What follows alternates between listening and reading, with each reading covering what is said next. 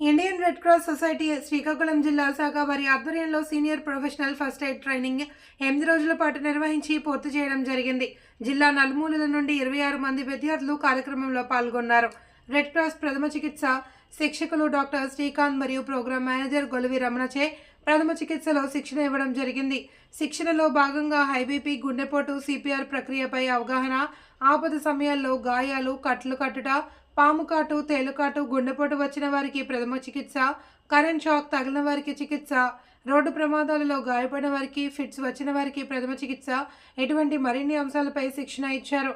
సమాజంలో ప్రతి ఒక్కరూ ప్రథమ చికిత్స నేర్చుకుని ఆపదలో ఉన్న వారికి ప్రథమ చికిత్స చేసి పునర్జన్మ ఇవ్వాలి అని మరియు రక్షించాలి అని ముఖ్య అతిథి అయిన Shri G Adilingam, cluster programme manager AP SACS వారు తెలిపారు.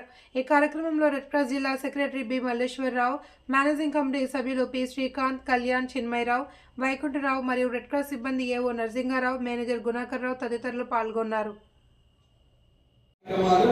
నేను గత 20 సంవత్సరాల నుంచి చూస్తున్నాను. నేను ఒక 14 సంవత్సరాలు కాకినాడలో వైడి రామారావు గారితో కలిపి పనిచేశాను. అలాగే ఇప్పుడు మనం ఏదైతే ఇప్పుడు మన పెద్దలు సెక్రటరీ గారు, మన మాస్టర్ ట్రైనర్ అయిన శ్రీకాంత్ గారు వీళ్ళందరూ చెప్పిన దాని ప్రకారంగా మీరు నేర్చుకున్నది ఏదైతే ఉందో మీ పక్క వాళ్ళకి తెలియజేయండి. అలాగే మీరు చేస్తున్న పని ఏదైతే ఉందో దానికి బార్డర్ తీసుకోండి. సార్ చెప్పినట్టు లాస్ట్లో మాట అదిగా ప్రవర్తించండి. అభాస్పాలతో మనం ఎంతవరకు నేర్చుకున్నాం, మనం ఏం చేయాలి, అక్కడ వరకు మాత్రమే చేయాలి. ఆ తర్వాత మనం డాక్టర్ గారి దగ్గరికి పంపించాలి.